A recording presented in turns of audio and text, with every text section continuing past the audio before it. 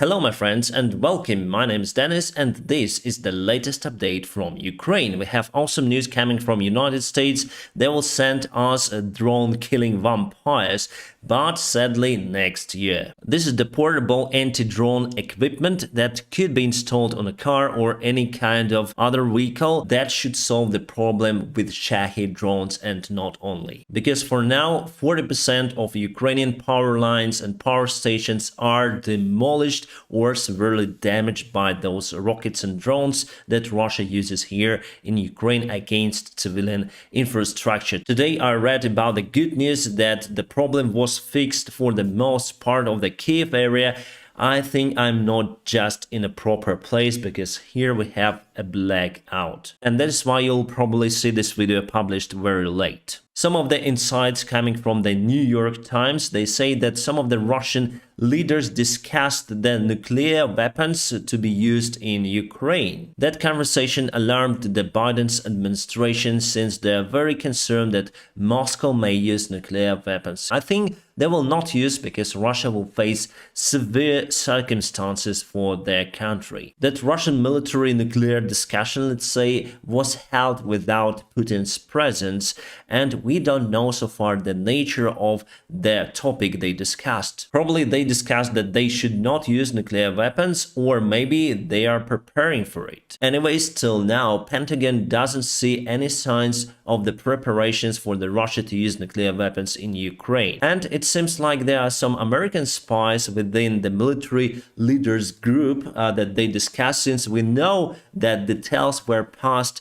to Biden's administration. And right after that information went public in New York Times, Russia published the article where they call all the nuclear countries to think how they should control their weaponry and how to avoid the risk of the nuclear escalation. It seems like they wanted to say that negotiation was not to use nuclear weapons in Ukraine, but to control it in general. Antonovsky Bridge was under attack today. Again, Russians built some of the ferries, and Ukraine again used the HIMARS rocket artillery system to eliminate the supply for the Russian group. Today, Russians officially say that they ended the evacuation of civilians from the Kherson and that region. But in general, what they do, they forcibly take our Ukrainian people and send them to Russia. Clearly, it is a genocide factor, one of those. This is the satellite image of the Belarusian Machulishi airfield where Russia based their MiG-31's very high-speed fighter jets, and they may carry Kinjal hypersonic rockets. And here on the right, you can spot the containers where those rockets may be stored. So it's the great threat for Ukraine because the range of those rockets is more than 2,000 kilometers and they fly very fast. And more satellite images taken from the Sebastopol harbor. And here you may see the Admiral Makarov frigate that was towed, it is very unusual, was towed to this port, and now it's on a long haul storage. We don't see any kind of damages because the image quality is not so great and the ship is far away, but we think that it was damaged by the drone boat. From the information that I see, grain corridor is working, my friends, and Russia already announced that they rejoined the deal. So they just watched how United Nations, Ukraine and Turkey agreed on continue to send the ships from Ukrainian ports, and Russia simply cannot do anything with that. And they said like, all right, we're gonna rejoin the deal. Very funny actually to see that stuff coming from Russia. So first they say, no, we're gonna stop it. Now they say that they cannot do anything with it. John Kirby said that United States got the information that North Korea sends the artillery shells to the Russian Federation. Even though North Korea declines the accusations, but we see the same deal with Iran. They also decline any kind of accusations that they send the drones to the Russian side, but we see them flying in Ukraine. Turkish media say that Erdogan proposed to Russian leader to leave the Ukrainian territory and sign the agreement for the peace deal. That would be the great move even for the Russia itself, but Putin, I think, will never do it until he stays in power. It seems like we'll have one more video hosting. It's awesome because we need to have some sort of the alternative for YouTube, but it shouldn't be payable, I think. So Elon Musk Twitter is working on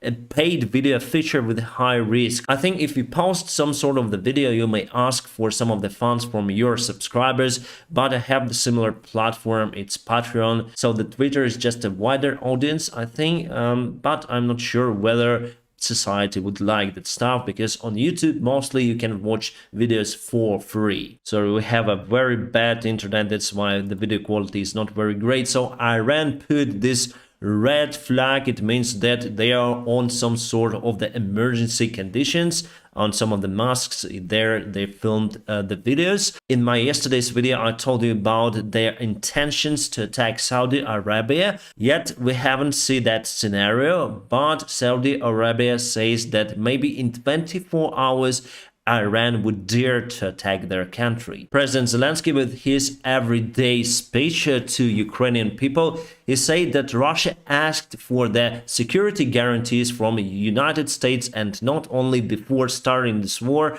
and now Russia asks the security guarantees for Ukraine not to attack Sevastopol harbor again. So Zelensky was just laughing about it and said that it's the clear sign that Russian army is much weaker than the world thought before. This is the image taken from the flight Radar 24. The Boeing KC-135R Stratotanker was flying near to the Cyprus.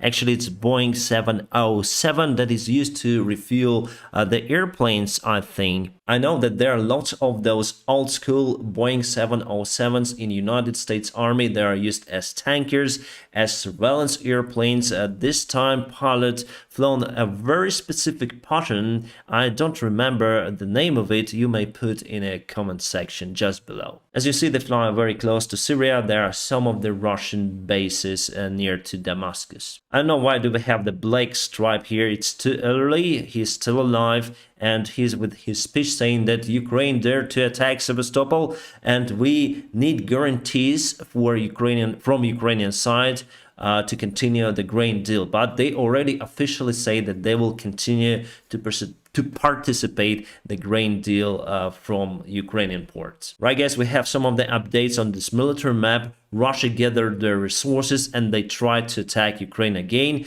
not from the north, not from the Sumy, not from the Zaporizhia region, but as usual they moved from the Donetsk, and also they moved a little bit here on their attack towards Makiivka. They want to take this village because it's kind of important crossroad over here. Still, they didn't cross the river over here, and it's under Ukrainian control. I just want to show you the timeline. So it was yesterday. Makiivka was totally under Ukrainian control, and Russians moved quite fast towards this village. And for Ukrainian army, it's very critical to put the defense lines closer to this line, because we were on our counterattack. Now it's stopped, and we need to put new reinforcements because Russia has many more resources nowadays in this region, and they still have the artillery superiority, they have aviation in this region, so it's kind of hard for us to continue our counterattack. So for now, I think we're gonna stay here near to the border of the Lugansk region. Here, this is the crossroad between Donetsk, Kharkiv and Lugansk region, and I think we should move a little bit to the north to free all of the Kharkiv region, and later on move to the Svatove and Crimea. Let's move to the south. Just yesterday I told you that Russians tried to attack Pavlivka. If we go on a timeline, you see that they were very close to that village, and the day before they were out of it, so they moved to that village. They got the fire from the Ukrainian army and moved back. And here all across the front lines in Donetsk region and Horlivka and near to the Bakhmut, Russia continuously tries to get some of the villages and maybe to encircle Bakhmut from the south direction. So here they have, they moved a little bit to Opetne, but not very significantly. And as I told you before, they moved out all of the civilians from this region near to Kherson on the north side of it. And they also announced the evacuation of civilians from the south part of the Dnieper River, the 15-kilometer zone. They canceled all of the ferries across the Dnieper River for civilians. and they now move more military forces to Kherson city itself. I wonder what provocations we may expect from the Russian side.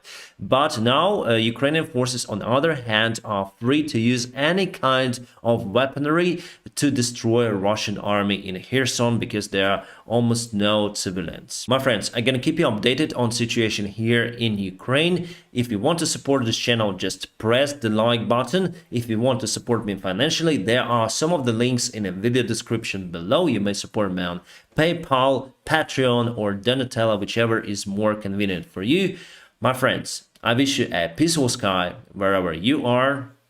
Have a great time.